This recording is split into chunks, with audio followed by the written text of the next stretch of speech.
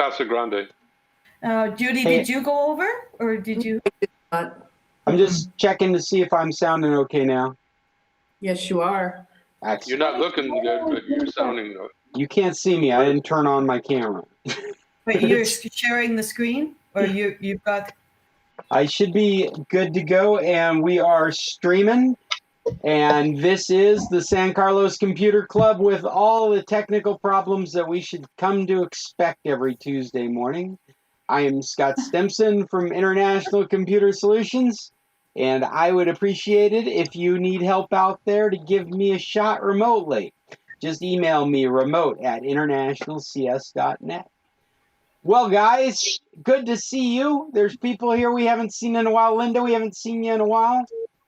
Glad you could join us. I hope everything sounds okay. Been busy with my husband.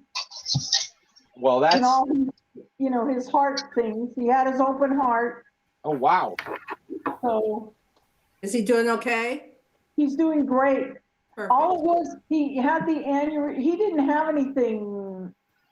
He had the aneurysm on the outside of his heart.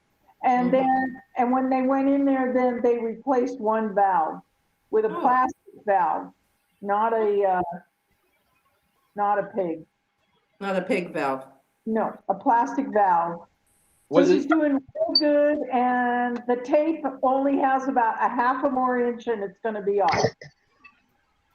Because they put the tape on, and then it wears off. You leave it, and it keeps coming off as it heals. So they had to open his chest, not like Chester's experience, where they were able to go up through an artery. No, because he had the aneurysm on the heart, on the outside. Oh, wow. Of the heart. So it's been there for a while apparently, but if it wasn't for the GP, she was listening to his heart and she could hear something was going on. Oh, and wow. So she sent us to the cardiologist, who was fabulous, but the surgeon was even more fabulous. And I could not believe the treatment he got at Banner. It was unbelievably good. Is that where Chester went?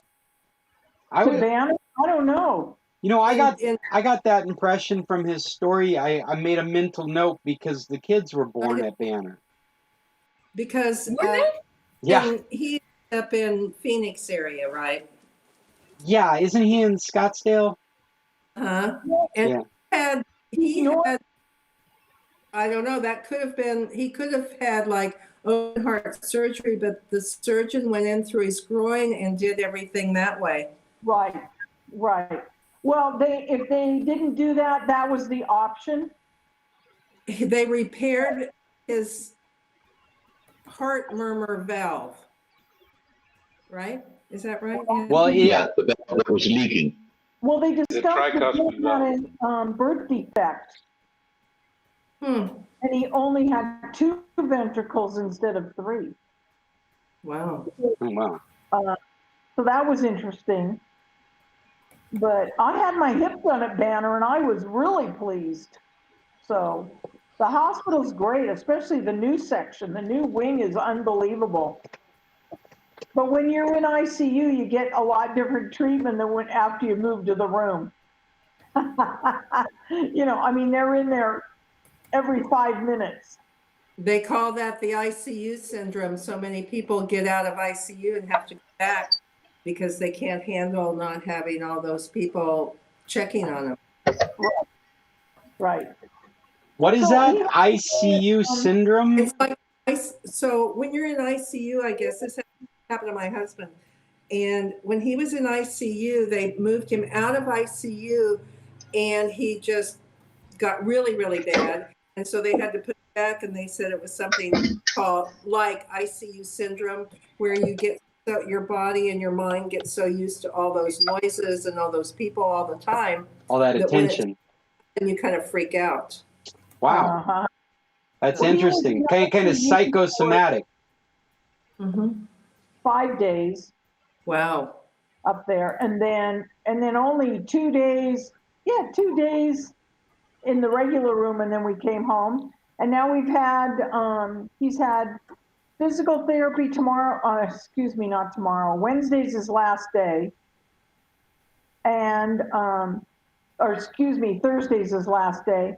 And I think next week will be the last day for the nurse. Because today was his last day for the pills.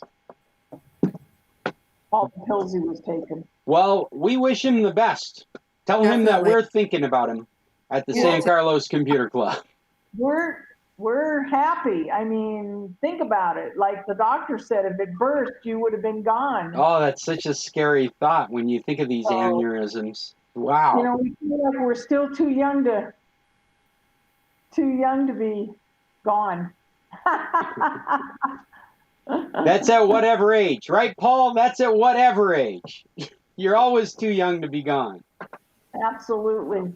Hey. It's funny because I don't know how long you guys have been in San Carlos, but it seems we came there and everybody was so young. We are the old ones now. I grew into middle age here. Yeah. Actually, I grew into I grew into more than middle age because I would probably be dead if I was twice this age.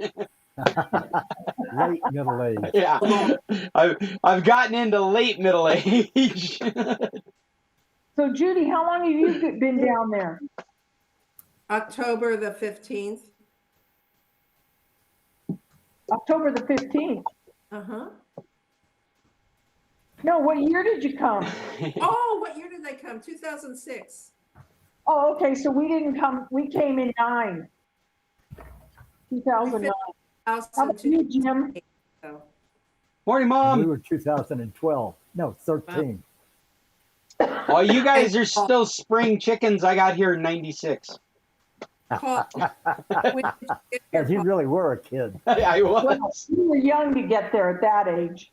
Yeah, no, I turned 26 in San Carlos. 26. I met Yuya when I was 25 years old. wow. I don't think Paul can hear us or something. Yeah, I hear you. Oh, okay. Oh, good. You weren't laughing hard enough, Paul. We built in '99. Wow. 99. Wow. We do still feel like newbies. But we came down here because Peggy's folks drug a trailer down through the 80s and 90s. Hey guys, We've seen all the changes.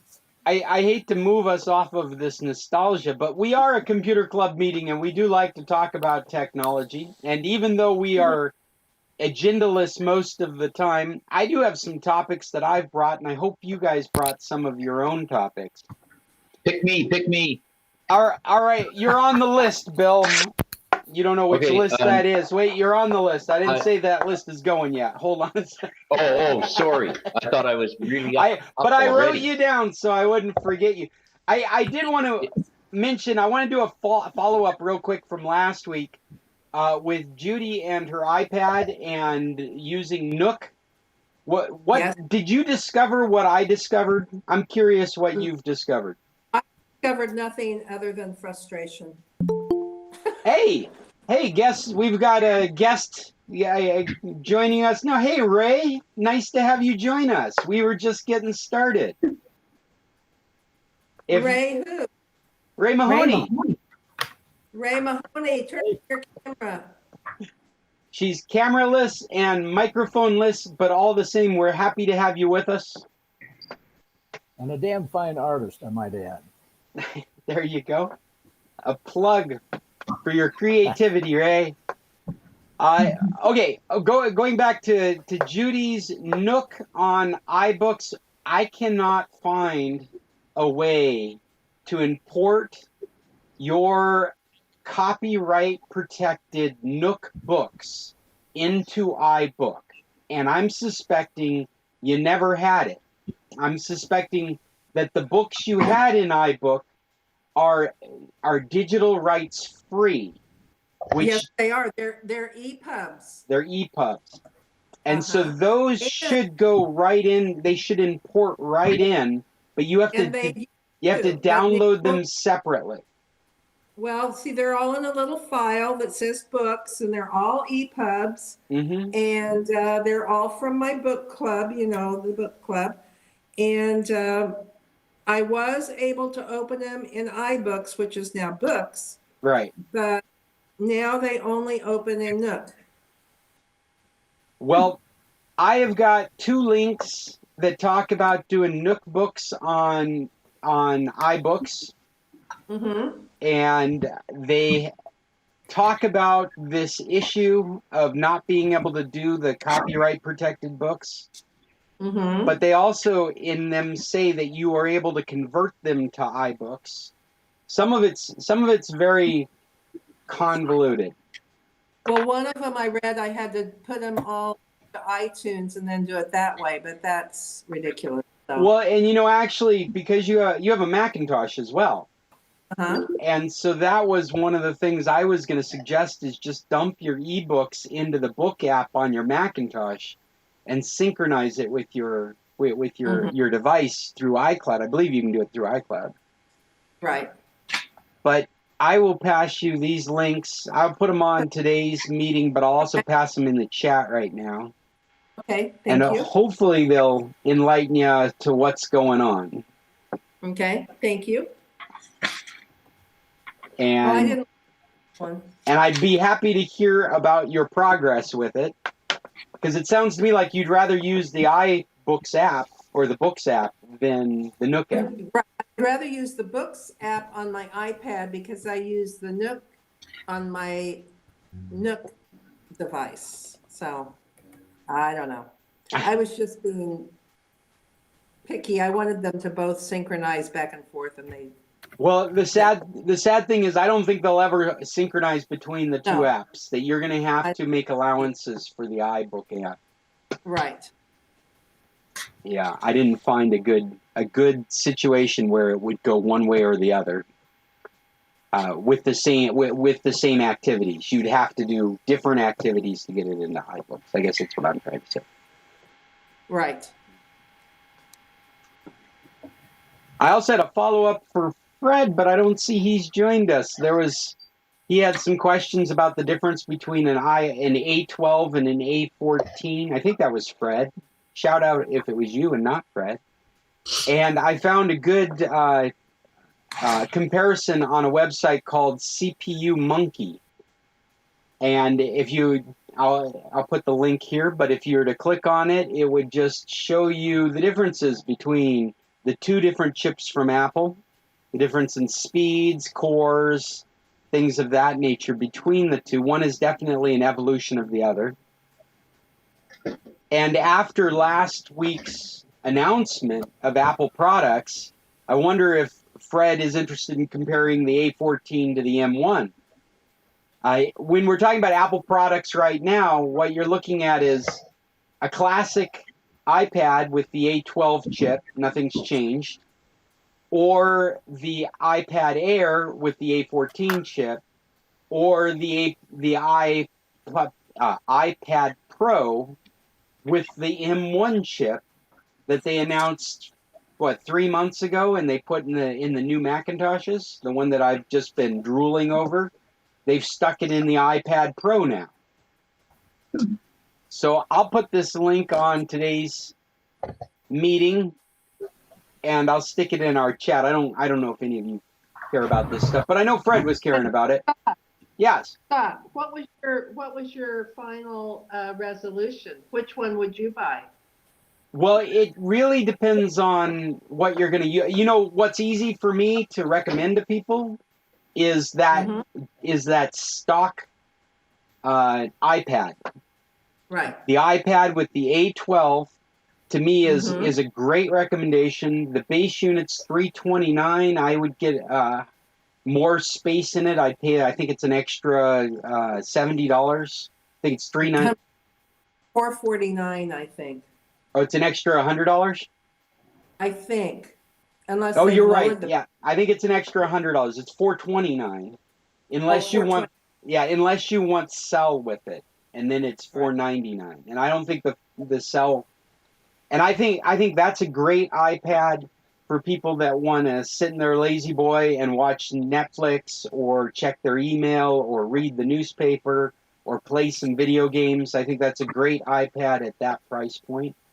But then what they've done is they've taken their desktop laptop processor, this new M1, and they've stuck it in the iPad Pro, and that's just an insane amount of power. And that iPad Pro is at a price point that starts at around $1,000. Right. So if you were a creator that is very comfortable working in the iOS operating system, then that might be more appropriate for you. You'd put a keyboard on it.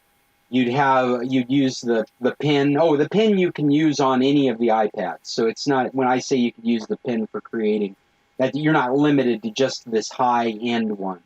But they've got a 13-inch version. They've got, you can get it up to 512 of space. I mean, it's a real computer in a tablet. That is the beefiest tablet on the market. And so I think that'll appeal. The problem is, here's the thing, is that I don't know if you need a beefy tablet, no matter who you are, because they have not put a desktop operating system on it. They haven't put Mac OS on it. You're still running what would be considered kind of a handicapped operating system because it's a mobile operating system. It's Right. still not, it's not geared towards developers. I heard a tech journalist just say this morning that until you can build the tools you use on it, it's just a consumption device.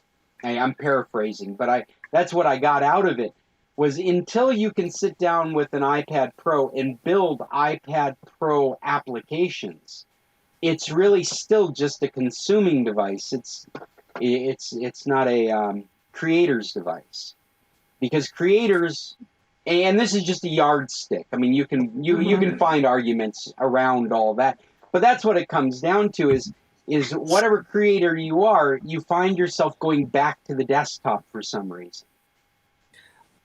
Well, there's a lot of things that I prefer to do on the desktop rather than my iPad because of the way a lot of the apps work. But I'm not a creator, so you don't really think I need to do an iPad Pro.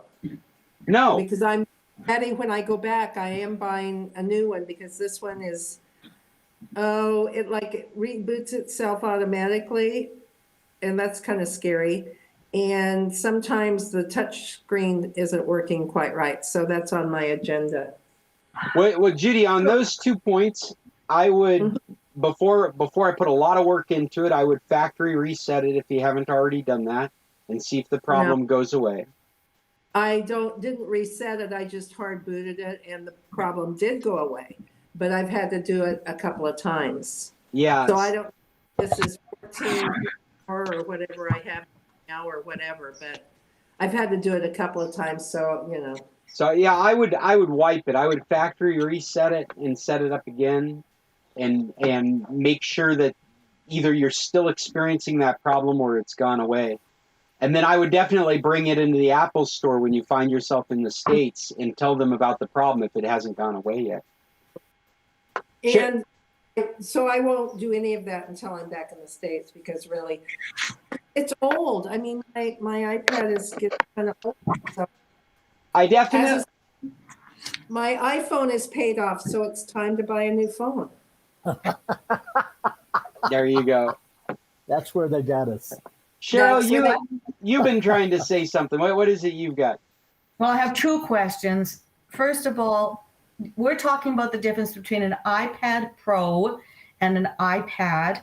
And to me, I heard something about the difference involving a keypad. But can't you put a keyboard? A keypad? Yes. A keyboard on an iPad.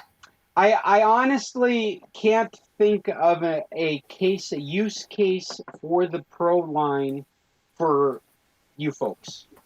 Okay, so when you're talking creator producer developer, I feel like I'm creating videos, and that's one of the things I use my iPad for. But you're not talking about that. You're talking about creating software. What do you Well, think? I'm actually talking about both, but I'm using the analogy of building tools on the iPad to give it a significance of where it sits in this environment.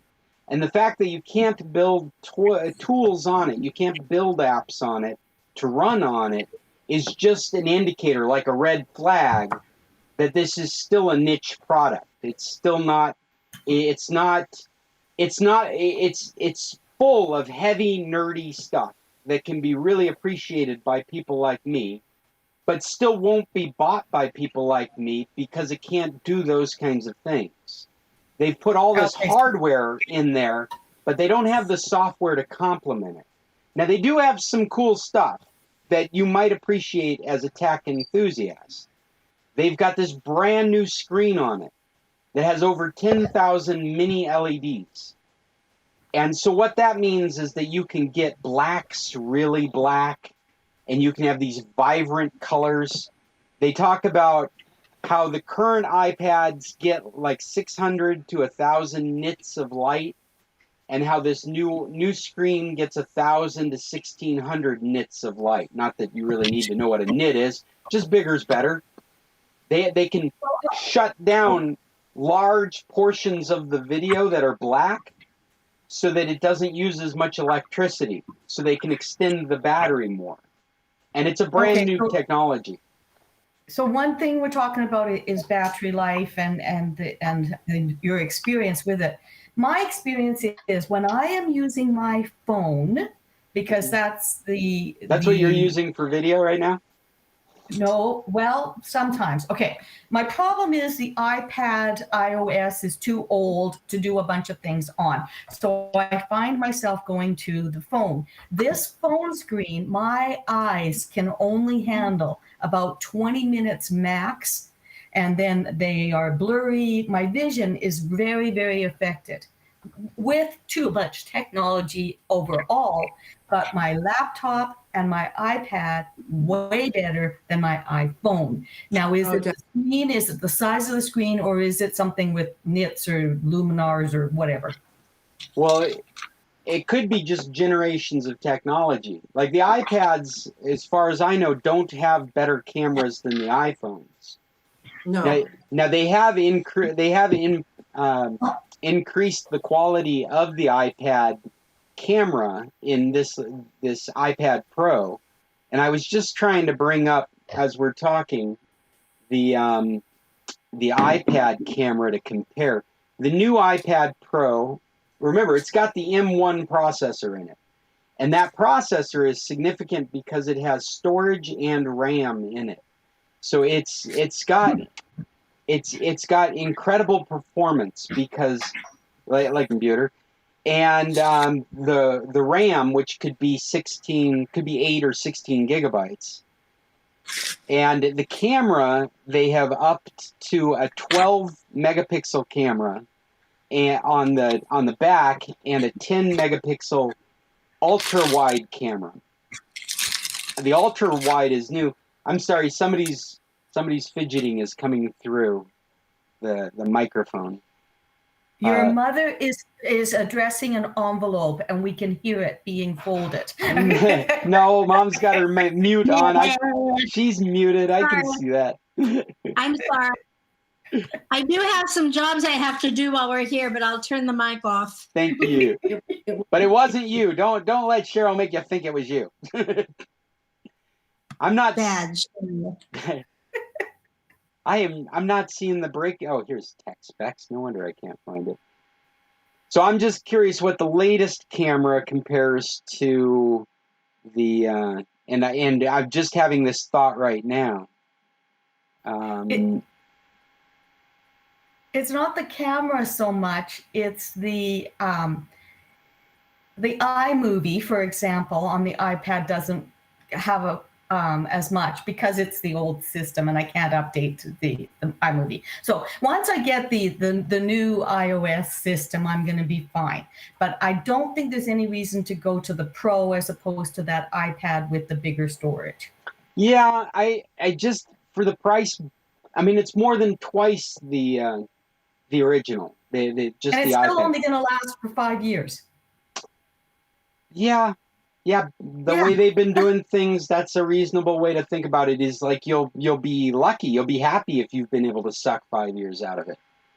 Well, I paid more for my iPad that I have now than the new price, and so I think that I should maybe stick with the iPad. The other thing that I'm having problems with, like it could just be my body because it's old, but we've been there. Anyways, the eyes are a problem, and the other is the wrist, is holding the book and holding the iPad. And I don't know if the iPad Pro is heavier or whatever, but it isn't a concern. Well, and let me mention, there's just a couple other things that came with the Pro. They've got 5G in it now. They've got Wi-Fi 6 in it now.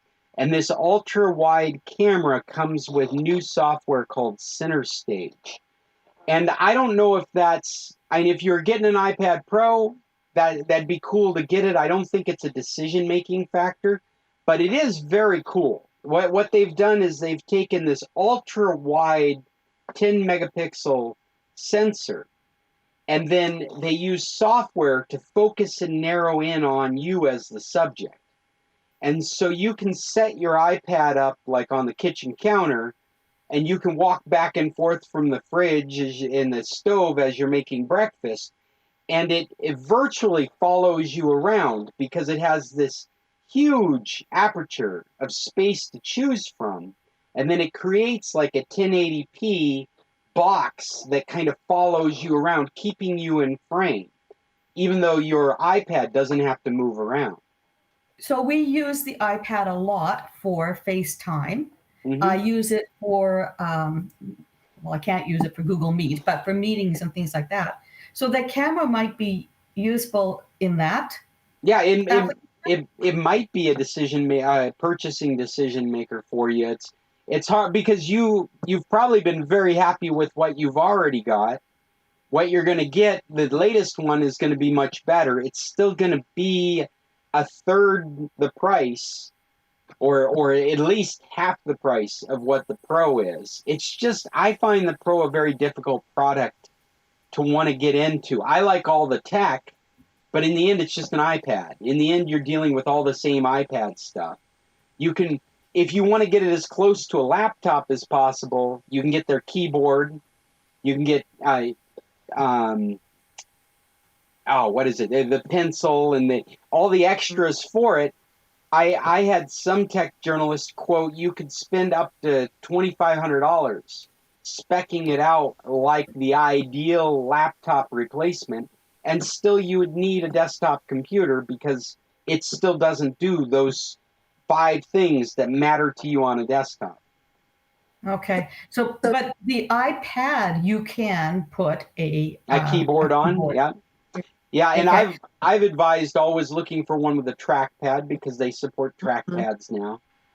Okay. The other thing is, would I take the one with the cell data? But we have a really good cell data plan on our iPhone, and if I made it a hotspot, then I think that I don't need cell data on the iPad. It really comes down to price and convenience. If it costs you almost nothing to go, like if you can share your cell data on a different device at no extra cost, if the device you're buying just happens to come with cell, or maybe it only costs $25 more, maybe it's worth just having it. But again, we've talked about this before. I don't ever think of cell as being a decision maker. No. I think it's really the convenience versus the price. I mean, it's convenient to have, but I don't think my opinions. Go ahead, Judy. Okay, my iPad is a Pro. It's a 9.7-inch Pro, and it is 4 years, 11 months, and 24 days old. And here you are getting ready to change it. 5 years. You just sucked you're trying to suck the last few months out of it. I have to. I'm not there, you know. So Cheryl, that's kind of where I am, almost 5 years. So Yeah. as long as we're talking about all this, I'm sorry, Linda, go ahead. The Pro is like $800. The Pro's like $1,000. Well, this says how much will it cost? Starts at $799, so I don't know. I think you need to go up on Oh. the gigabyte bit. It's the screen size, I think. I think you're looking at the 11-inch instead of the 12.9-inch. So it says 1 leak said you'll be able to buy the 11-inch on May 21st. And the following day, you'll be able to buy the 12.9-inch Yes, yeah. on May 22nd. But I Right. don't want a bigger one because Cheryl, it is heavier to hold. Is it? It is. Okay. It The is 9 heavier. Good. Okay, so Yeah. it says the 12.9-inch is going to be $1,099. Yep, that's it. That's the start price. And then you add a keyboard for $350. And a case? Well, yeah, it's part of the cases. Yeah, but yeah. Yeah. Hey, did anybody pay attention to the Apple event? I've actually got a quick rundown of what they went through. It was pretty impressive. I'll pop them off real quick. New Apple credit card, AirTags, Apple TV, colorful iMacs with the M1 chip, the iPad Pro we've been talking about, first iPad with an M1 chip, and the iPhone is now available in purple. That's the rundown. Purple. See, that's all I saw too. I don't know what the new credit card is. I have a credit card. Okay, so the credit card, Apple has been trying to redefine the way we use credit. Mm-hmm. And they're really taking this kind of app approach to your credit, where your credit's being used. And so they're pushing it as a credit card, but what it really is the app that's in your phone. And the app in the phone does things like color codes your bill, make it flags things that look peculiar in front of you, lets you know. Integrates things like your thumbprint into the processing of credit cards or your facial recognition into process. So there's even less chance that somebody could use your credit because it needs that two-factor of you being there to go through the phone for the processing. And however, they give you money back on your credit card and that goes into cash, Apple Cash. I was going to say, yeah. You cannot use that money unless they have your bank account information to put that Apple Cash into your bank account to use it. You can't use that Apple Cash to pay your Apple credit card bill. You cannot. They can't. Well, unless you put it in a bank account and then use the bank account to pay off the credit card. Yeah, but they do. They give cash back on all your purchases on just right from the beginning, and they have no annual fees. That's what I read in their propaganda. I don't know exactly how that works, but there's no annual fees. I think there are foreign transaction fees, however. I can't remember because I do not use my Apple card very often. What about the interest rate? Is it a fixed interest rate? I have no idea. The big thing that they mentioned, though, is the way that they're dealing with credit and sharing it with your family. They're calling it a family credit card. And so your spouse, of course, just like before, can be on the same credit card. The big difference is you're both building credit ratings of the same value now. I don't know if you remember when they first started their credit card, they got in trouble because a number of spouses were finding that their wives, specifically their wives' credits, weren't building to as high a credit score as the husband's credit score, even though they had the same accounts, bank accounts, credit cards, everything the same, but there was a gender bias in there somehow. And so they say they've changed the way all that works. Their underwriters, Goldman Sachs, has had to deal with the way that they've presented this. And so now you're building credit equally. My experience dealing with Goldman Sachs to find out why I couldn't use this $1.30 that I have accrued cash was very unsatisfying, and they really didn't know the answer. And it took me going in and trying to find the answer, and it finally comes out, yes, you have to give them your bank account information, which is against my principle. They don't need my bank account information. Hey, going back to the iPad for a moment, I finally found the camera. The camera on the iPad Classic is an 8 megapixel camera. And the other one is? The new iPad Pros are 12 megapixel with the 10 megapixel in front. Yeah, ultra wide. Wow. Yeah. So that's a difference. Yeah. Well, it's difficult to say. I mean, software plays a big part in it. Apple's notorious for not upgrading their cameras. They do all this magic with their software, and then they keep the same cameras. That's one of the things that was impressive with these iMacs that they announced, these M1 iMacs that are colored. They've got 7 colors. They look like tablets on stands. I don't know if you guys have seen that, but they look like... I think they're hitting the market precisely correct at this moment. The moment I saw them at the price point, I thought, do I need to buy 1 or 2 of those for my kids for school? Seriously, they're beautiful. This is a side shot of them. They're so thin, they look like tablets on screens, but they're 24-inch screens. They're 11.5 millimeters thick. They're so thin that they couldn't put the audio jack from the headphone through the back like they used to. They had to move it to the side because the thickness of the audio jack is thicker. It's longer than the screen is thick.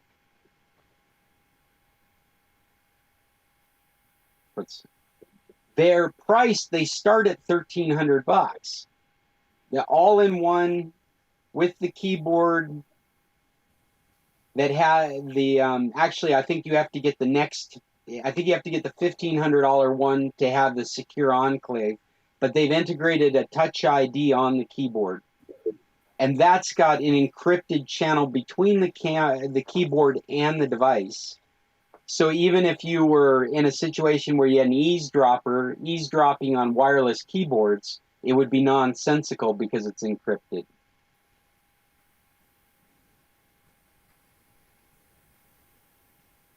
4 ports, 2 USB 3 ports, 2 Thunderbolt ports. One of the things that I liked when we were looking at these in the demonstration is they showed us the box they come in. And the box is a thin little like laptop box if you've ever bought a brand new laptop.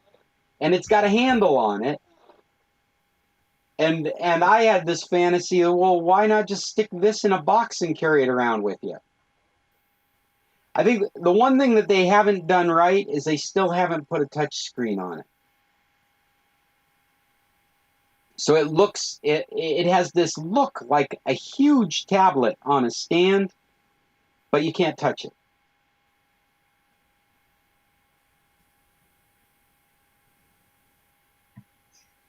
But to think $1,300 in a box, you just set it up and go. Fastest chip on the market right now. A completely redesign on how we use chips. If you had a young person that's in school, this makes so much sense for video production, for presentations, for music. I mean, this would just pop right into a studio. The camera is updated to a 1080 camera. Before it had been a 720p camera. And that's what I was getting at about Apple stuff, is they just have not been good about putting... They got these beautiful cameras on their iPhones, and they don't put them anywhere else.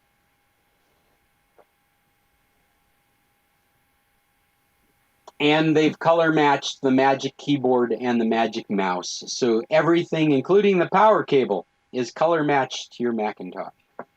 stylish and powerful. And what's to keep in mind is that this is their low end. Most powerful computers we can get right now on the market at this price point. A competitor to this in a PC space, you're deep in thousands and thousands of dollars and lots of heat exchange. You're looking at lots of thermal issues, lots of memory being used for graphics to produce the same product out of the computer. This computer can produce the same product as a huge, beefy PC using the traditional technology. Spend thousands of dollars for it. This is a $1,300 computer that can do this. So I think they've hit the market precisely correct. But I'm really excited for when the M2. They've already started talking about the M2, and that's going to come out, I suspect, in the next 6 months, and that's going to be the mid to high end. And when we go mid to high end with this stuff, it's just going to blow the PC market away. And I'm really excited to see what this kind of effect's going to have with HPs and Dells and Intel in their current situation and Qualcomm in their current situation. Microsoft's already been in talks with Qualcomm to do the same kind of thing, design a chip to their specifications for their Surface line of laptops. Okay. I'm drooling over the equipment. Now let me tell you the really silly stuff that is the biggest deal with Apple right now, and it's these AirTags. I don't know if anybody's been paying attention to AirTags. If you've ever gotten into one of those tracker tags, I did it for a while. I got a hold of a couple. I think somebody gave me some for my birthday. And I set them up with batteries, and I set up the software on my phone, and I could use them to track down devices that have gotten stolen or lost. I didn't have anything stolen. I just read that in propaganda. You could use your phone to go find one of these tags in your house. Say you put the tag on your keys and you can't find your keys. You could track it down to your bedroom or in the folds of the couch. This technology's been around for a while. It's been. Do they work on husbands? They could. You could put it on your husband. Now, I was Apple. thinking casinos and not in the house too much, but right. No, Cheryl, what a perfect use case would be the casino. But actually, I think you could use his phone as well. well, I did lose him in Costco the other day too. But yeah. Listen, Cheryl needs one for me because I walk around the house. I walk, I'm not sneaking. I'm not quiet. I'm just walking down the hall, come out in the living room, scare the hell out of her. She jumps. Well, this morning I walked around down the hall and to her bathroom, and she goes, "Whoa, you scared me." What the hell? If I was crawling along the carpet or something. I'm afraid in your house this would be kind of like wearing a cowbell. Yeah. Well, Bell the cat. What Apple has done differently than these other tracker fobs have done is they focused on privacy. And so there's a whole bunch of stuff in privacy that I will get to in just a moment. But if you look on my screen, you'll see this is what one of these looks like. They sell for $30, which is a little expensive in this area of the market, but you can buy 4 of them for $100, which is almost the exact same price of the competitors. They've integrated this into their app system called Find My. So the same system that you would use to find your lost iPhone or your stolen iPhone, you can now find these tracker fobs. And they've created, this is where it gets silly, they have created all these accessories for these fobs, including engraving. You can have an icon, you can have an emoji engraved on it, or you can have your initials engraved on it. But if you can see my screen clearly, you can turn it Not clear. Not clear. Not clear. It's not clear. Not clear. No. Here, turn into a presentation. You can I get was trying to figure out if it was AirTag AirTag or is Tab. AirTag is the name of it. And look at It this. It was, There's a and now it's leather key ring that you can make it a key ring for $35. nice. For $40, you can have a leather loop. Here's where it gets crazy. You can get an AirTag Hermes keyring for $350. Does not include the tracker. Sign me up. Wow. So- This Do the you other don't- rings, Scott, do the other rings include the tracker? no, none of these include the tracker. So you got $30 for the tracker, and then whatever you spend on an accessory. I mean, you could use Scotch tape on the tracker. You don't have to buy one of these accessories. But this is Apple's market. Here's a $300 bag charm from Hermes. Doesn't include the So- tracker. If this is on my key ring, how does this help me find my keys? So is what it it, also on my what phone? it does is it shows up on your phone on a map, a tracking map, and then it'll use this. I think it's Lidar or something similar to track it down within feet. So if you have one of the later iPhones, I think it's iPhone 11 and newer, where this tag is, it'll point an arrow, and you'll follow your phone arrow to where the device where this tracker is. So if a thief has it, you're going to walk right up to him, and then they're going to have your phone and your keys. Okay, so this gets a little weird because of their emphasis on privacy. They have developed this system where if you get close to your device, it starts beeping at you. So if you get close to that thief, if that tracker encounters your phone, then it's going to start beeping.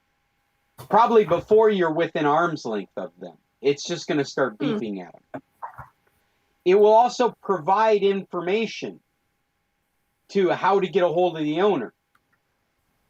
If you have ended up with a fob, like you were talking about tracking a husband, if that fob comes within your home, which is one of your regular locations, then it'll start beeping and talking to you. It'll even, from what I heard, it will even tell you how to take the battery out so that it'll stop beeping at you. Like, say, Bill's got Cheryl's tracker in his pocket at home, and he just needs it to stop beeping at him. Apparently, it'll tell you how to take the battery out so it'll stop beeping at you. Out of the tracker? Out of the tracker. But only... Well, Battery in it? Oh, yeah, there's batteries in them. Yeah, in How fact, big is this thing? it's about the size of a quarter. Little larger than a quarter. It takes that standard CR20, CR2032 battery, that watch battery, that fat watch battery. So it's too thick to go between my phone and my case. Right. But again, you Oh. don't need the tracker for a phone because the phone No. tracks itself. The tracker. Okay, so, Say again. oh, sorry. I guess what popped up when you're talking about the phone and everything. So do we need a tracker for the tracker? Right. Or will the phone act as that? Wouldn't that be an interesting situation where you're having so much trouble maintaining the batteries that you just kind of scotch tape 3 trackers together, all at different forms, different states of their battery life? One goes out, you still got another one running. But I think you're going to get to the point where you the same as the smoke alarm syndrome. You take the battery out of the smoke alarm to quit beeping at you, and you forget to put it back in. Now your tracker is just a really fancy, expensive key fob. Well, again, all of this is theoretical. This is all derived from what journalists have been reviewing and finding out from official sources. And so none of we haven't seen any of these in hand to see how they're going to behave. But there is a chirp like the fire alarm, like you said, Bill, from the discussions I've heard, it sounds to me like that chirp that you might be dealing with is quite literally the scenario that I explained. It's Cheryl's tracker. It's not your tracker, right? Well, and if it was your tracker, then it would see you, it would see your phone, and it wouldn't have to chirp at you anymore because it's made its way home, if that makes sense. The other thing that was something they focused on was the stalking potential, like the ability to drop one of these in somebody's pocket and keep track of where they go. And so there's this balance between privacy and security they've been trying to make with this stuff. And one of the odd things they've done, I mean, I don't know if it's bad. I'm indifferent to it. I'm curious to see how it plays out.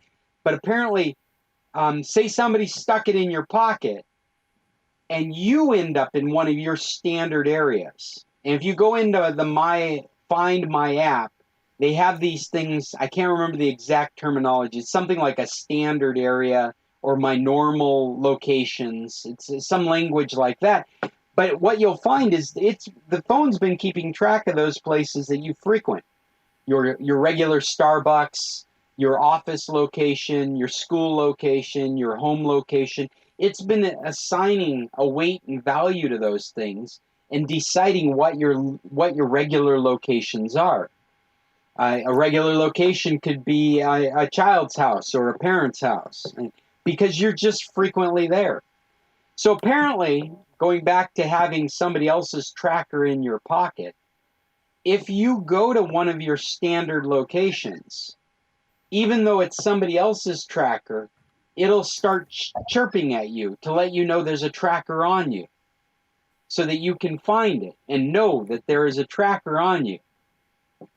They could build a device that would scan themselves for trackers, if you follow what I mean. Like they could run a wand over their bodies and set it off because it's a standard location for you without giving away their actual location. It seems to be really well thought out. And what they did last year is they allowed a number of companies to join up. So there's some Earthquake. Come on, earthquake. Still going. We can see your screen rolling, Mom. Yeah. Yeah. It's probably a 4.3942, Wow. something like that. All right, back to your subject. Nothing, We're fine.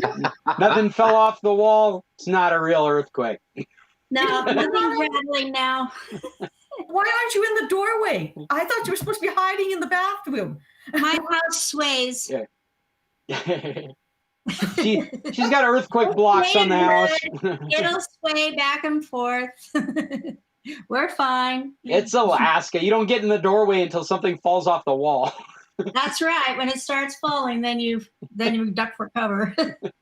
All right, that's done. It's too bad we're not doing bed and breakfast because that's always a fun activity for tourists. Oh yeah, but it only happens at midnight when tourists are here. So you should have a built-in house shaker just to give them the experience and just tell them, oh, it was just a little one. Well, you know what you can. Californians are never interested in that. Funny how that works. Well, Bill, don't you guys get earthquakes? No. No? Never. They had a couple of tremors close to the mountains. We're far enough away. We didn't feel it here. But yeah. Hey, well, I'm going to get off all this Apple stuff. I just want to mention one more, unless you got questions about anything that I've shared. I wanted to mention that they've done some changes to Apple TV.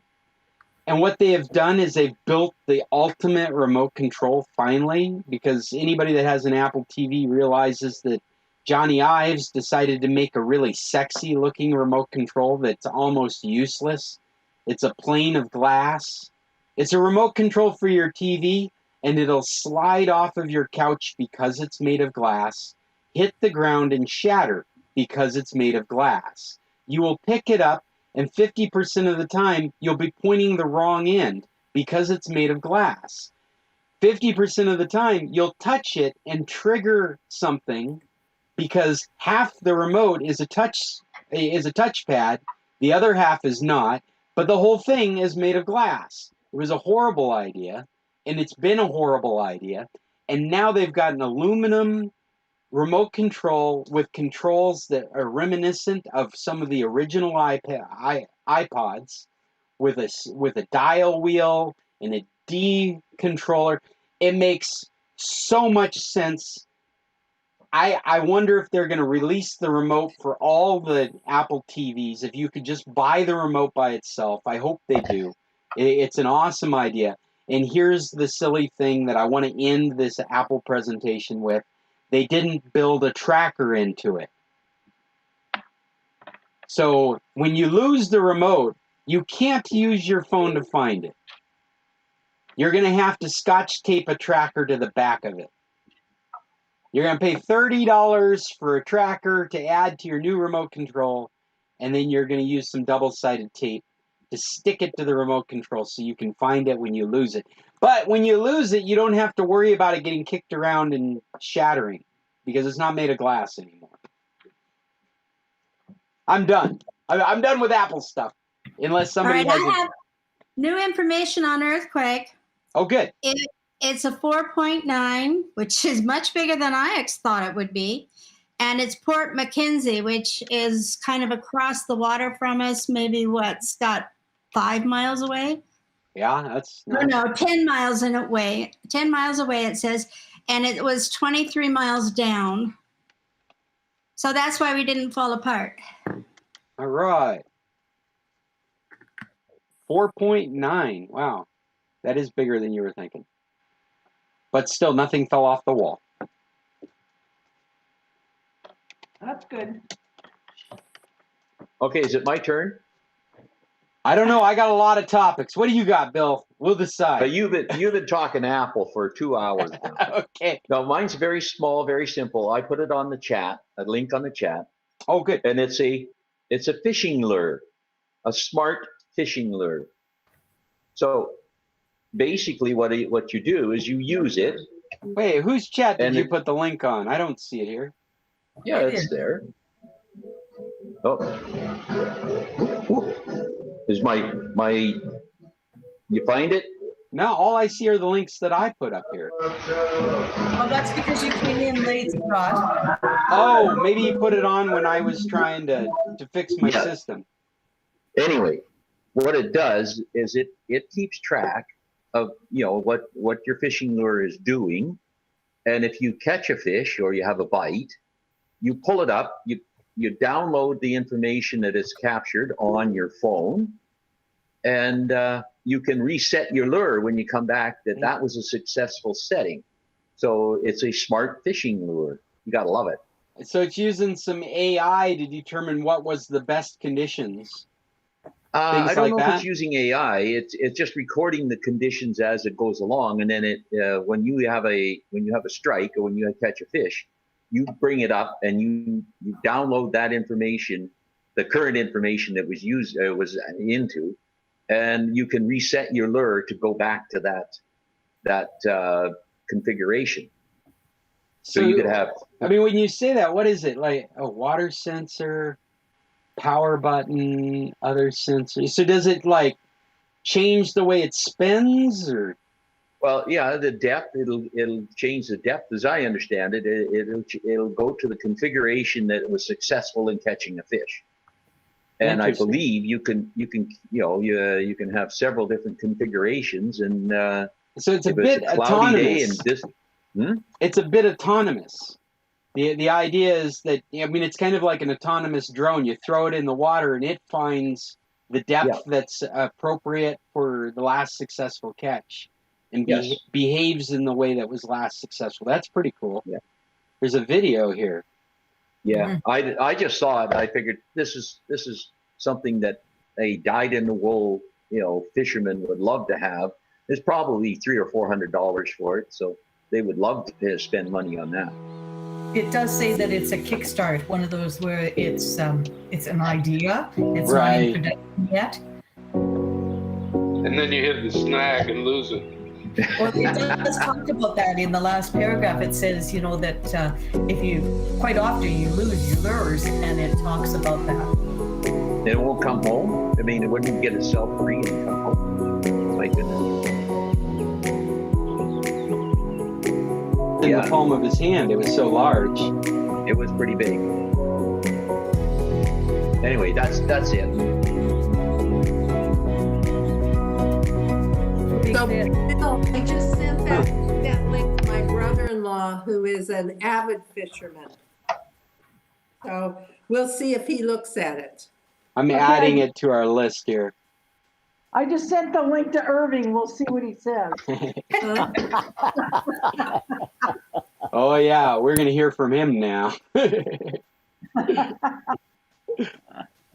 Well, that is very cool. Thank you, Bill. I have a question. Yes, go ahead, Paul. What you got? So now I'm in Mexico, and I brought my Fire Stick for the TV, smart TV, and I plugged it in, but there's very little that I can watch because my TV's in Mexico. That's right.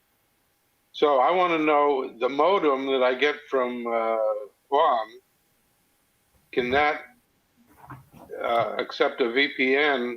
Because we have Malwarebytes VPN. Can I install that in his modem? No, I don't think that particular VPN would work that way. And the modem or the router that you use would have to specifically support VPN to be set up for VPN. But you don't know that his does. Yeah, I don't think he distributes one that has those configurations. In fact, he prefers people not try to do that. But you know what you could do, Paul, is you could do that smart DNS, or you could get a VPN modem, or I'm sorry, I keep interchanging the words, and I mean specifically a router, a VPN router. Oh. Like you could do Express VPN, and they have routers that they recommend because they've built software for Express VPN. Wait a minute, I'm confused because we have a Fire Stick and we downloaded our ExpressVPN app on the Fire Stick. No, Cheryl, you're right. Thanks for bringing that up, because if you were an ExpressVPN customer, you could install that. Well, now that we say that, the Malwarebytes, is there a VPN for Android? Because you might be able to install that right into your Fire Stick. Yeah, because I have it for my phone too. Yeah, if you have it for your phone, then there might be a version that you can put in your Fire Stick. Malwarebytes, VPN, Fire Stick. I'm doing a Google. Yeah, because we're bringing our Fire Stick down, and I use the Fire Stick. I connect to the VPN, and then I use Stremio, and I use Netflix through the VPN on the Fire Stick, and I get the US. Here is the instructions for putting. Well, that's Malwarebytes though. Malwarebytes, install Malwarebytes. I thought Malwarebytes was different than a VPN. Well, you said it's the Malwarebytes VPN service, right? Yeah, we just acquired it, and my sister-in-law installed it on our phones and our laptops. So I can use my laptop to see everything that, the Discovery Plus and HBO Plus and stuff like that. And so we put it on a chair and sit on the couch staring at the laptop. But I just soon be able to get it on the smart TV also. Well, because it's an Amazon TV, then if you can find an Android version, there's a good chance you can install it on, just like ExpressVPN. ExpressVPN is available for install in your Fire Stick, and you can run that app and then run your Amazon, all your apps across that VPN. That ExpressVPN, it works for Amazon Prime as well, doesn't it, Cheryl? I don't know that I've turned it on at the same time I've used the Prime.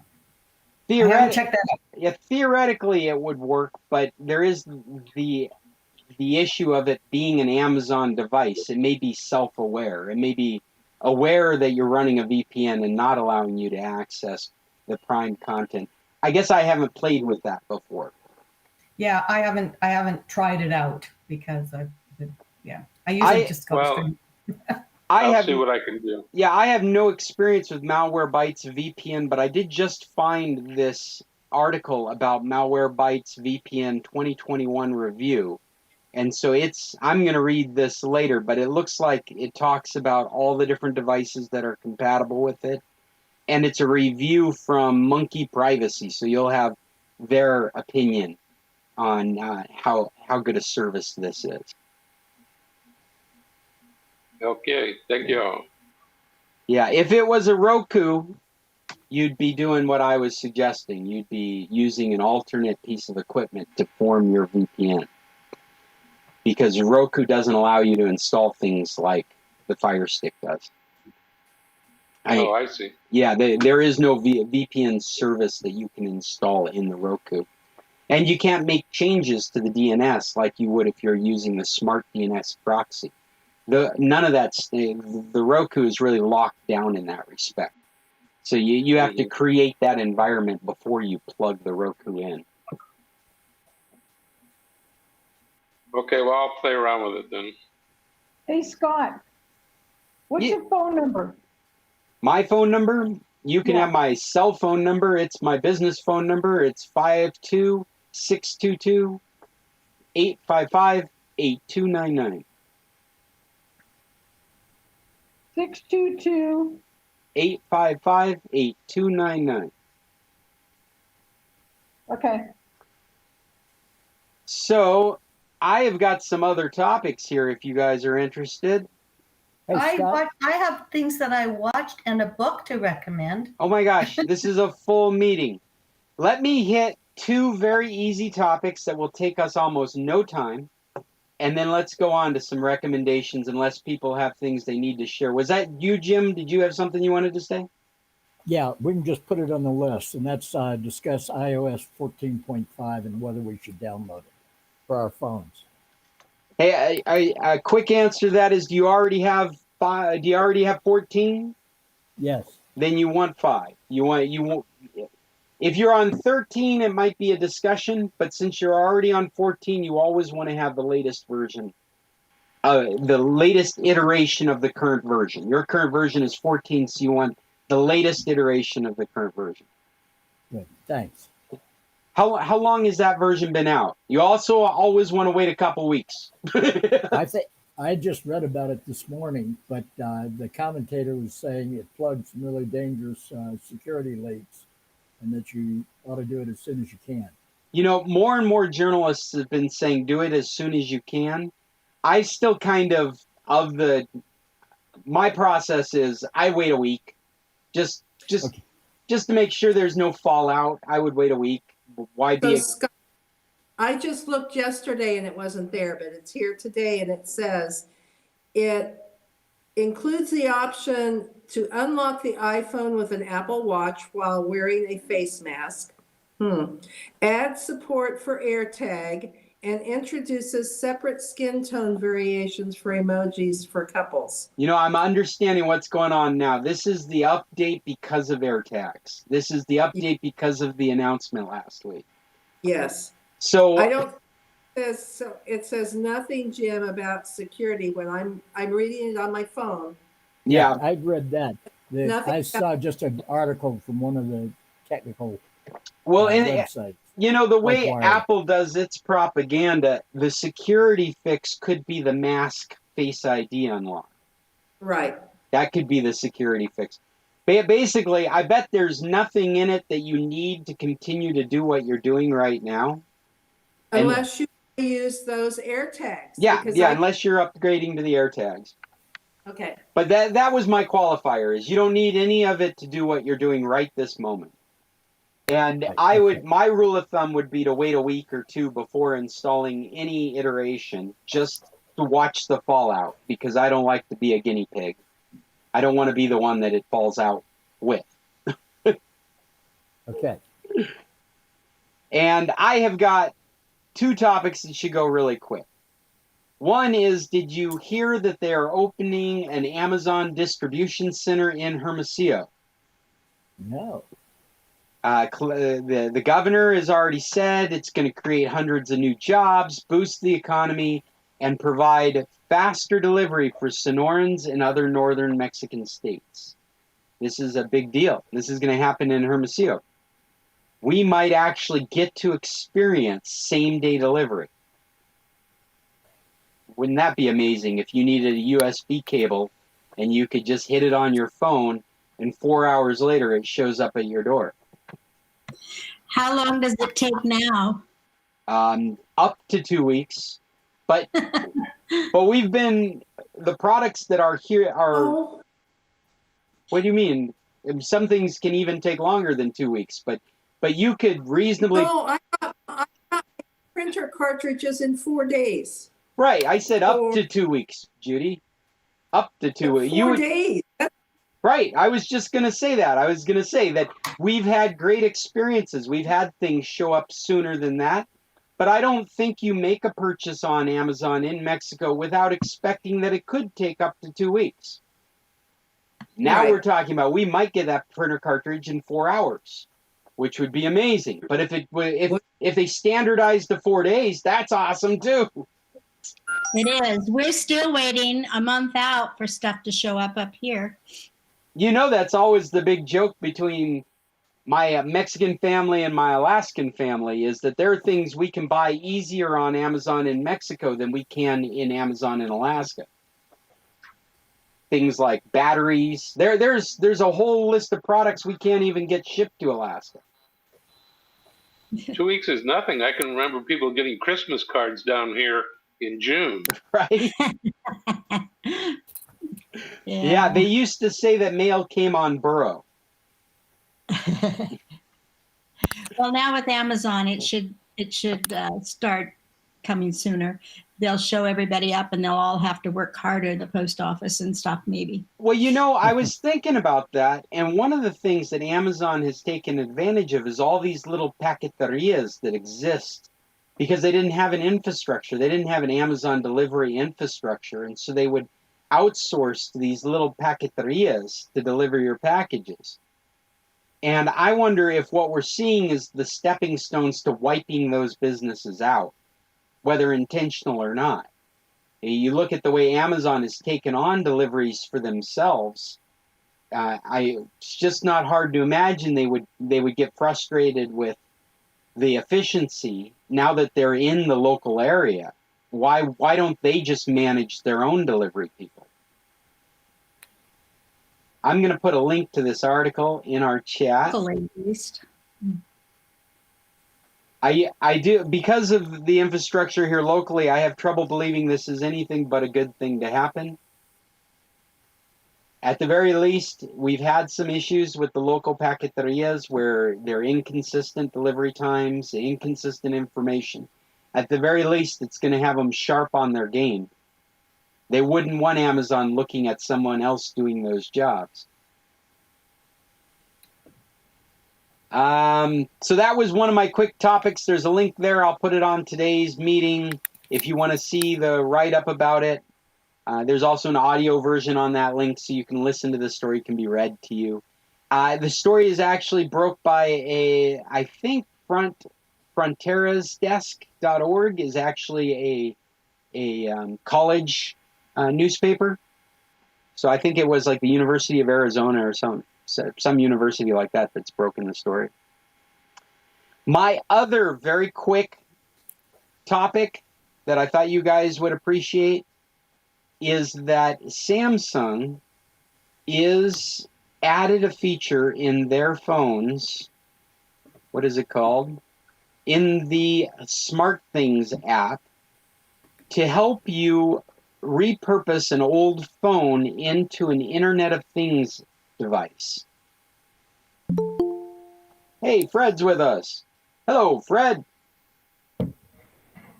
Running a little behind schedule this morning. Here is a link to Samsung's Upcycling. This is the PR for this kind of activity. It's called upcycling, not recycling. The idea is that your phone is full of things that might make a good Internet of Things device. So when you upgrade your phone, why not take your old phone and turn it into an Internet of Things device? Some of the things that are mentioned in this article is using it as a light sensor trigger or as a sound sensor trigger. So you could use this device. I see Linda's lips moving, but we can't hear anything she's saying. I hope she's not trying to address us. The light sensor, you could have, this is the way I imagine it, you could have a USB plugged in old phone sitting in the corner of your room, and it's just paying attention to the sun going down. And as soon as it gets dark enough, it brings the lights up. Incorporate something like that with Home Assist, you might have the lights being brought up gradually. As the sensor detects less and less light, it tells the lights to go up more and more, kind of a reverse dimmer situation. So things like that could be, you could use your phone. They also in the article mentioned that you could use it for barking dogs or a baby crying. You could turn it into a baby monitor. All part of your SmartThings app and network. This is pretty neat. You know, without even SmartThings, outside of the article, your old phone could be used as a universal remote control or maybe as a security webcam. And so this is a really neat way for these companies to be going. When you're buying your phone in the future, maybe you're thinking of it as a device for when you upgrade later. It's a camera. It's got, climate sensors in it. It's, what am I thinking? A humidity sensor, something like that. A light sensor already in there. But so then this is like we've talked about creating a webcam, using it as a webcam. That's not a simple thing to do. That's a hackery thing to do. That's something that somebody like myself might do. But what if you were buying into a line of products where this is what else you can use your phone for? Maybe you want to use your phone as a webcam. Well, you go into the Samsung app. This is what I'm envisioning for the future. And you click that option. And then it changes the whole aspect of the phone to focus on that particular activity. And I see this happening in the future. It's because of this announcement. It looks like they are looking for ways that you can go ahead and upgrade your phone, and your old phone still has purpose in your life. Okay, what about BlackBerry, Palm Pilot, the collection that we have? Yeah, again, this is Samsung. This is Samsung doing Samsung stuff. So maybe there's something in. This is all in the SmartThings app. And it's experimental right now, but they're gonna release it shortly. It'll be a part of their packages now. When you buy a Samsung, you're gonna have this option to turn it into an Internet of Things device later on in its life. This is cool stuff. Right.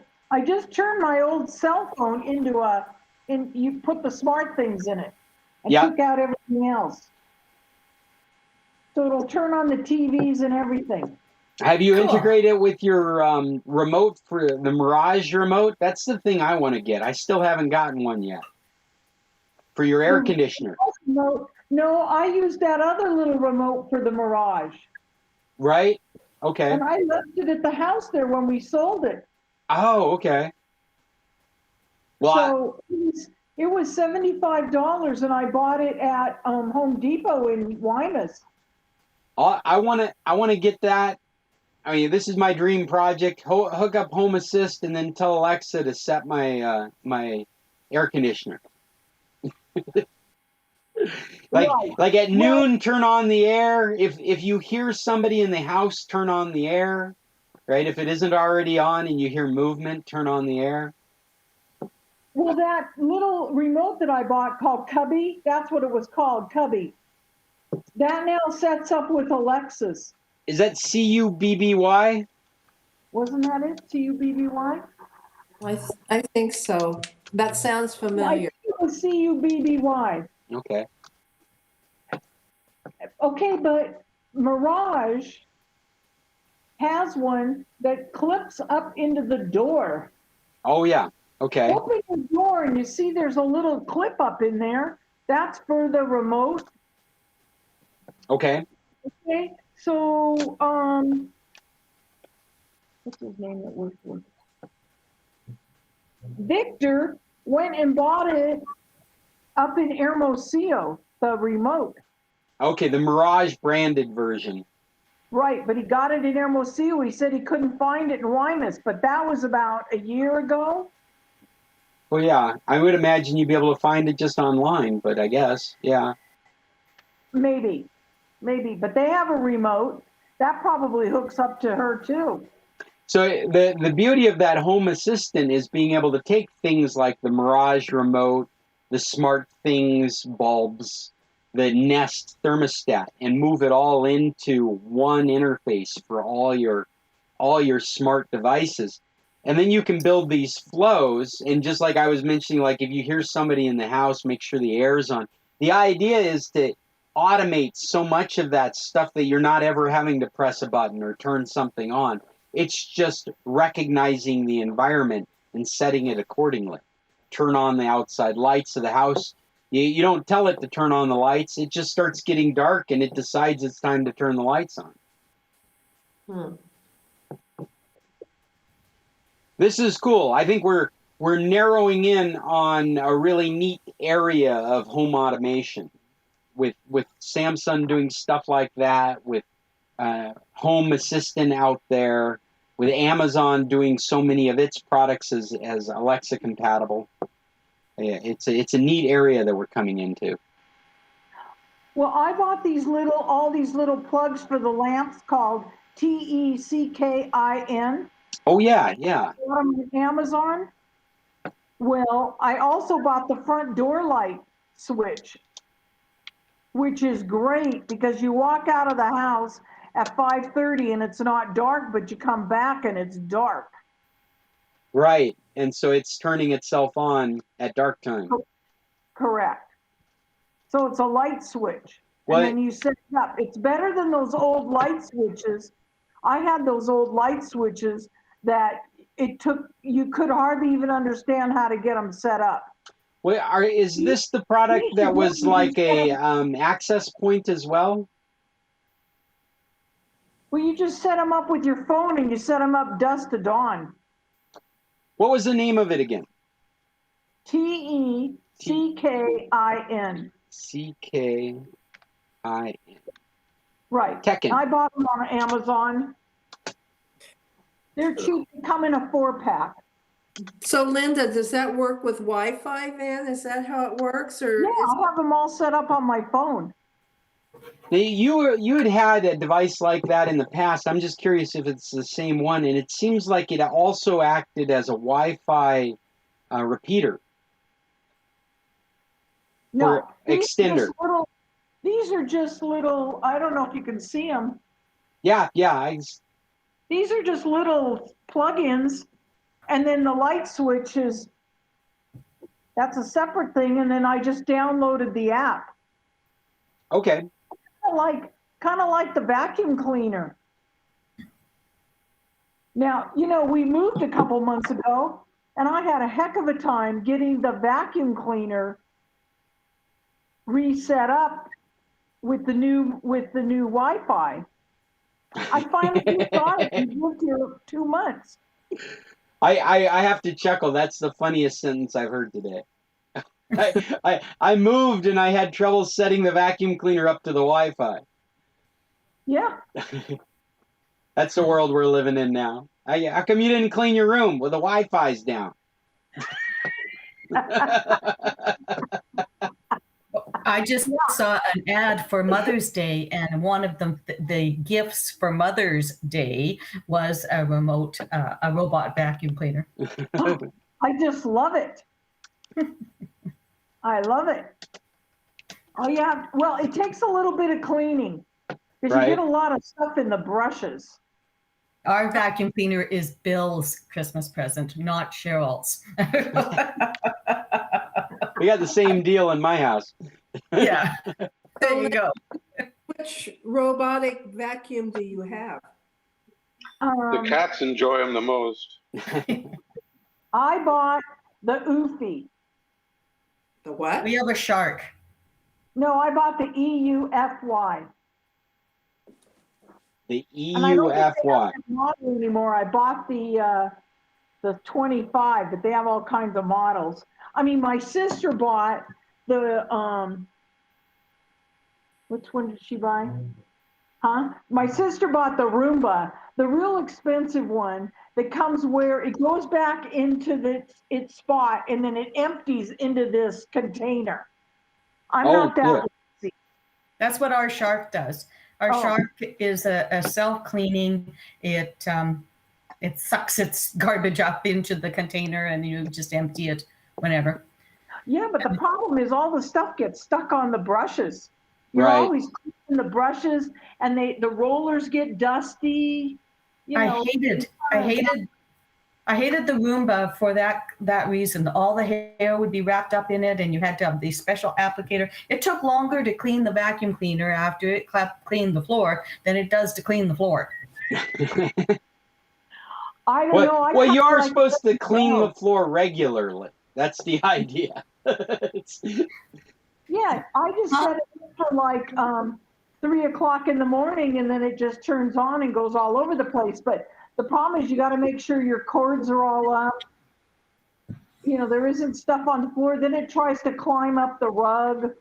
So you got to pull up the rugs. A real learning curve with them. Right. Well, I have a big area rug, and it's got a lot of different shag heights on it. So we have to roll up the rug, and then it wants to climb up over the part that is rolled up. Oh, life is so rough. Just another third world problem. I'm not a robot to roll up my rug so I can vacuum, damn it. That's right. Well, I really like it because we did concrete floors in here. So I don't have tile grout anymore. It's really nice. And you don't hear the vacuum clomping over the tile floor. So. Well, all you need now is that other robot and you'll be all set. Yeah. Cool. Listen, It's kind of a fun toy, you know, when you don't have anything else to spend your money on, I guess. we have two. We wound up with this extra one by warranty somehow, and they've never asked for the first one back. But I showed my son the other day. He was down in our rec room. We were playing 8-ball, and I picked up the Roomba or the shark and just set it on the table and said, "Clean." Good. It cleans my pool table as well. Really? Well, I imagine you want to make sure you have clean brushes before you do that. No, the shark is way better than the Roomba. Especially the new one. It has a little bit different brush in it that doesn't seem to get all clogged up. Oh. Somebody has long hair in this house, and the old Roomba used to really get clogged up. But either I stopped shedding or it's much better at picking it up. Well, hey, I hate to cut this short, but we are running out of time, and somebody said they wanted to talk about recommendations. So why don't we do that, and then I'm going to have to run because I've got work scheduled today, and I'm running out of time. Okay, so I'll just start. The Cunninghams told us that they were watching the Oscar nominees, and so I got onto that little thing too. And I used Stremio, and I watched Nomadland, and it starts with her working in the Amazon factory, warehouse for a Christmas rush. And I just wanted to mention that part of it. It's tech related because it's the Amazon shop where she has her employment. Very interesting movie. People that have basically live off grid, but not by choice, but then it ends up being by choice. Anyways, an interesting movie, Nomadland, and it did win a couple Oscars. The other one was Sound of Metal, which is a really interesting thing. People know Susan King in San Carlos. Her brother was one of the executive producers on it, and it too won a couple of Oscars. Interesting thing about a metal rock band musician who goes deaf and his experiences with deafness. So interesting sound, and yeah, so I can see why it won. The Father, which is about Alzheimer's, and Anthony Hopkins won for Best Actor. Amazing portrayal, very upsetting, very, very it's not entertainment, it's extremely looking at life kind of movies. The other more reality and less fantasy, right? It's there's no fantasy in it at all, and it's not your romance. Wait, are you saying there's no lightsabers in this? No, there's no lightsabers, there's no sci-fi, and there's actually no glossing over anything. It's real life portrayals on film, which is depressing for some, but he won that award, didn't he? He won the Best Actor for that? Yeah. The book that our club just finished reading was The Last Town on Earth by Thomas Mullen, and it is about the pandemic, that the Spanish flu. Oh, wow. But it also has a lot of stuff about trying to live on your own and isolation, and a little bit about being involved in wars. It was a really, really good read. I highly recommend it. Is it a fast read? Is it big? It's pretty, well, I don't know. I think Jim and Linda might not agree with us because they've been trying to read it on an audiobook or listen to it, and that's probably a better way to judge it. How many hours is the audiobook? Well, we're 15 hours into it. And we haven't finished it. Okay, so it's not a little book. You don't have a sense because it's electronic. Like I read it on my electronic reader, and so I'm not holding a book in my hand, and I kind of can't see. You know, you can go to the table of contents and see how far you are through it. All this, sure. But yeah, no, it's a very interesting read. It was written in 2006, and one of our girls just found it in a secondhand bookstore, and then it became very, very topical with the pandemic. And it's a good book. Very interesting. Well, that sounds great. Would anybody else like to share what they're reading or listening to, podcasts or videos they're watching or websites they've visited? Recommendations for all of the above. So if you have something you think we should know about, please share. Anybody? I forgot the one series that I watched. Oh. The one was called, it's Australian series, back to Australia again, guys, and it's called Wanted. Two women that get involved in a thing. I think maybe Sandy's watched it, but yeah, it was a gripper that kept me going through all 3 seasons. We're hoping they bring at least one more season back, but so far, no. So you've been watching it as well? Yeah, we watched it a few years ago and found it really good. Like the women. The women are amazing in it, what they go through. A lot of police corruption. Yeah. Australia's putting out some good stuff, I think. We're still doing the McLeod's Daughters, and it's starting to get heavy. I don't know. We're in the 6th season, and there's some hard stuff that's happening with those lovely daughters. So we try not to binge because we want it to last a long time. We like to watch it right before we go to bed because we usually feel happy. But I don't know about this season. We may have to go to Wanted or something like that to go to sleep with. I don't know. I noticed Yuya's taking that approach with Schitzel. She's starting to get down to the last few episodes, and it's taking longer and longer for her to get through them because she doesn't want them to end. Very funny show. If you guys haven't paid attention to it, it's a great show out of Israel. It's very funny. I think we talked about it last week or the week before. I don't have any recommendations. I did notice, though, I don't know if you guys are this kind of TV fan, but The Handmaid's Tale is just starting a new series, a new season. That is some really deep, dark sci-fi. We have not finished season 3. I may have to finish it by myself, not because it's not good, but because Yuya doesn't like to get that deeply depressed by stuff. It's too... She's like, I don't know. Doesn't bother you though, does it, Scott? Well, the last time I asked her, I was like, hey, when were we going to finish watching this? She's like, I may never finish watching that. But it has nothing to do with the quality of the content is very high, but the subject matter it gets depressing and dark. Okay, I have a comment, Scott. Sure. Resident Alien. Oh, You recommended it.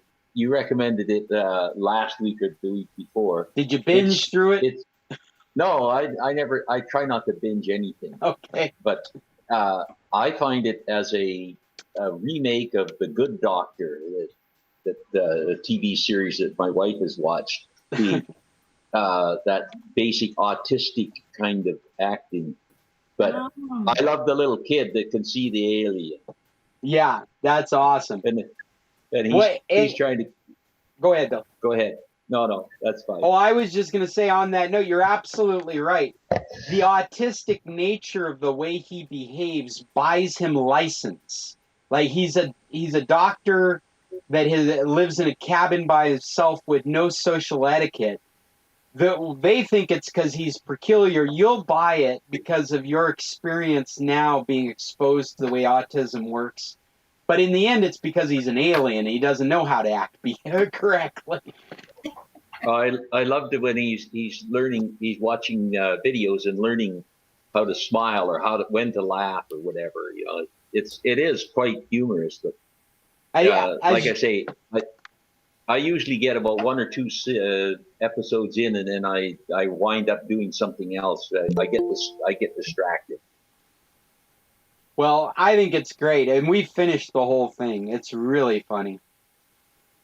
Resident Alien, and it's really well done. I like that Alan Tudyk. He's an amazing performer.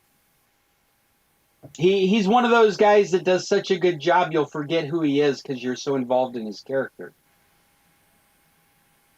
He's that guy. He's that guy from that show. He always is. Yeah. I have to always go back and look him up and just find out what other shows, because I know I've seen him somewhere. Yeah, he's got a huge list of things he's done and a lot of sci-fi. He does. It's absolutely amazing. You look at his IMDb, and he is busy all the time. Yeah. He does a lot of stuff. Great performer. Anyway, that's my contribution to recommendation. Anyone else have anything else they'd like to add? TV, movie, website, app you're using nowadays that you think's cool? Another book?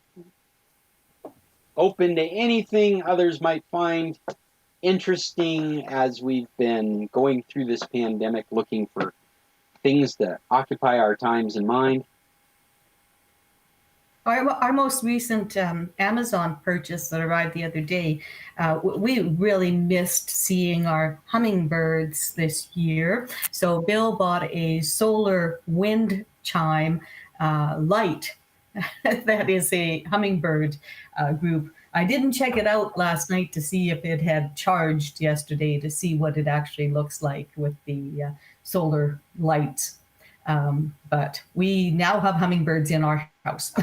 so these are like autonomous hummingbirds. They're like metal hummingbirds or real hummingbirds. No, they're little drones. They fly around. Drones. Okay.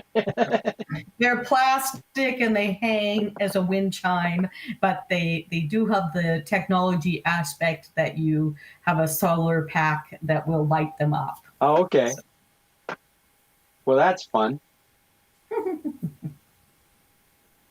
Well, I don't have any recommendations for this. I mean, other than the topics that we covered earlier today, I still have a slew of topics because the last week there's been all kinds of interesting stuff happening. but I think I can save them for next week because I do need to bring our meeting to a close. We've It's been 2 hours, so we're good. we're good. And lunch is almost ready. For anybody that's on YouTube, you've got to understand it's been 2 hours because we meet before the official meeting to make sure everything's working. So if you feel like you're missing the entire experience, you should join our meet before 10. Get the full lowdown. Well, we get to watch Scott trying to debug his system every day, every Tuesday morning. Today you got to watch me shut down as I reinstalled the sound card driver, which absolutely fixed the problem. I sound great. There's no feedback or buzz coming through, and it was totally a software thing causing all that conflict. I like Paul's comment when you said, am I sounding okay? And he says, you sound okay. You sound great, but you don't look so good. Yeah. Nice. Thanks. And on that note, I'm going to say goodbye. Check on. You guys Okay. have an awesome week, and I'll talk to you next week. Until then, tech on. Take care. Bye, guys. Bye. See you, Fun Mom. being with you today. Bye. See you, Jim. Hey, Fred. Take care. Fred's gone. Take care, Jim. See you, Cheryl. See you, Mom. Adios. Until next time. Where am I? Here I am. Yes, that was the San Carlos Computer Club. We meet every Tuesday from 10 till, from 10-ish to obviously 11-ish, almost 12 sometimes. We meet a little bit early and check our settings, make sure everything's working correctly. Anyway, I'm Scott Stimson with International Computer Solutions. Give me a shout if you could use some tech help out there on the internet. You can reach me, Scott, at internationalcs.net. If you're interested in our club, check out sccclub.org. That's where you can find links to these videos. I publish this as a podcast. You can find us in iTunes or wherever you get your podcasts. Just search for the San Carlos Computer Club. That recording will be released later this week. Until then, you can always see us on YouTube. I'll talk to you next week. Thanks for being with us. Until then, tech on.